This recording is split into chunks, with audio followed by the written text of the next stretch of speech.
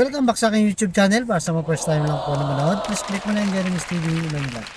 Anyway guys, wala nang bayad, libre lang. Tulong mo na lang din sa kapwa mo. Alright, thank you very much po. So topic natin yan for today's video, Isko Moreno, kasado na ang tambalang Isko Ali. At may mga pangalan na guys, nabuo na rin yung councilor ng bawat distrito. So anim kasi ang district na dito sa Maynila, na kung saan, 'di ba? Marami dito ang nung panahon ni Scott sa ni Honey talagang solid sa kanila. At ngayon mukhang medyo nahahati. Naglabas na rin sila ng listahan na talagang kumpirmado na nga yung Isko Ali tandem sa 2025. So kung mapansin niyo guys, itong si Yorme, 'di ba? Umiikot na ngayon sa Maynila. At kahapon lang, 'di ba? Pumunta sa mga evacuation. So mamaya natin yun, papakita yung video. So sa ngayon guys, i-reveal muna natin yung mga pangalang councilor mula District 1 hanggang 6. So sa District 1 muna tayo guys. Sa mga taga Maynila, baka kilala nyo to, di ba? Mga District 1. So number 1, Joaquin Damugoso. So anak niya to, siguradong kilala natin lahat to. Pangalawa itong si Jesus Pajardo Jr. Pangatlo, Irma Cruz Alfonso. Pang-apat, Bina Nieve. Pang-lima, Ian Bansay Nieve. At ang pang-anim itong si Ernix Dionisio. So anim pa lang, alam ko 7 yan So kulang pa ng isa. Wala pa silang nilalabas na pangalan sa District 2. Siguro mga kinakausap pa o kung sino pa yung susuporta sa kanya sa mga dati niya mga councilor. So sa District 3 tayo guys, itong si Tol Sarkal. Ito yung laging kasama, alam ko anak niya to, yung lagi niya kasamang medyo paalbo na, yung lagi sumasama, ito yun Number 2, Paul Mr. Excitement Alvarez, yung legend player ng PBA guys, si Paul Alvarez. Sa mga kasigidara natin, kilala to, di ba? Number 3, si Chris Tagle. So tatlo pa lang guys, kulang pa ng 4 itong District 3 nila. At sa District 4, guys, sasara natin medyo mahangin lang. Sasara lang natin ng parte ng kotse. Yan guys. So sa District 4 guys, may congressman na siya, itong si Joel JTB Villanueva. At mga councilor niya, number 1, itong si Attorney Lady Quintos. Number 2, DJ Bagatsing. Baka kamag-anak ni yung dating congressman Bagatsing.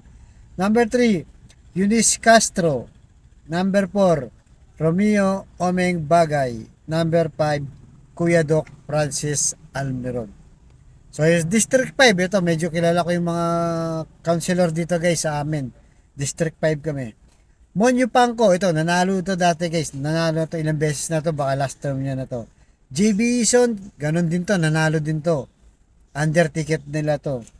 Chia Chensa, so malamang ito, anak ni to, nakikita ko sa mga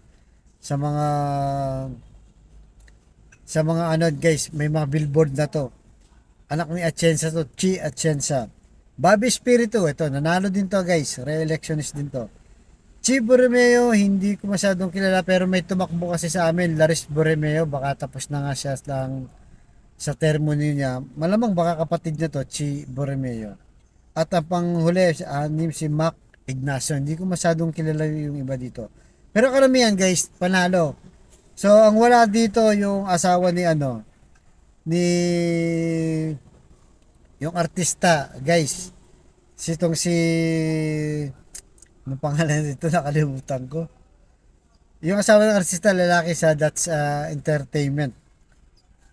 Yun siya lang, isa yung hindi ko nakikita dito. Tsaka yung Boy Isip. Parang dalawa lang ang hindi na isama sa ticket ni Yorme. At sa District 6, itong congressman, 'di ba? Si Uy. 'Di ba? Tapos ang kanyang mga councilor, number 1, Doc Mercado. Number 2, Christian Uy. Number 3, Lou Veloso. Itong artista guys, nanalo rin to last election. at itong si Elmer Par. So, kung mapansin nyo, kulang-kulang pa. Pero konti na lang. At least may listahan sa talagang sigurado na guys na tatakbo. At nakikita naman natin talagang kahit saan pumunta si Yorme, napakalakas guys. Napakalakas niya sa tao sa taga Maynila sa amin. So narito guys, panoorin muna natin nung pumunta sa kahapon sa evacuation doon sa Delpan, sa District 5 to sa Delpan, medyo malapit sa Makati to guys. Alright, pasok!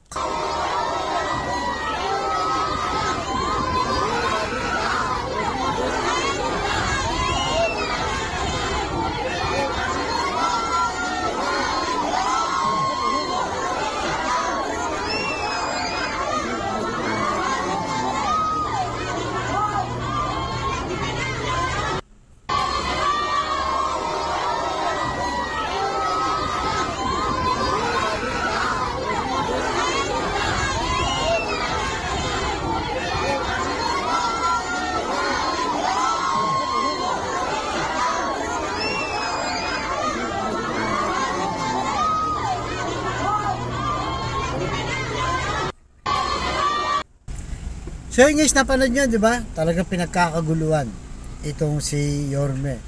Talagang kahit saan sa magpunta guys, iba talaga yung appeal ni Yorme.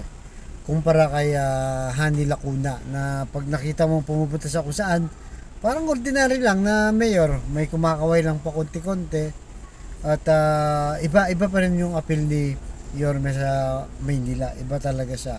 At talagang makikita natin guys, kasi talagang kami taga Maynila, sa loob ng 3 years parang nanahimik talaga yung Maynila. O, may ginagawa naman guys yung fairness. Itong si Mayor Hani Lacuna may ginagawa naman sang tulong. Pero hindi ganun kagaya ni Yorme, di ba? Na hands-on siya, nakikita mo na lumalabas talaga siya, nagro-ronda sa gabi. Talagang hands-on siya, makita mo. Ibang-iba. Kaya nga sabi nila, iba pa rin si Yorme, sabi ng mga taga Maynila. Kasi siya talagang nag-iingay, nakikita ng taong bayan yung galaw niya. Guys, hindi siya natutulog halos, di ba? Makikita naman yan talagang action na action siya. Lalo na pag may mga ganitong kalamidad, kita mo hindi nga siya mayor, di ba? Pero umiikot siya.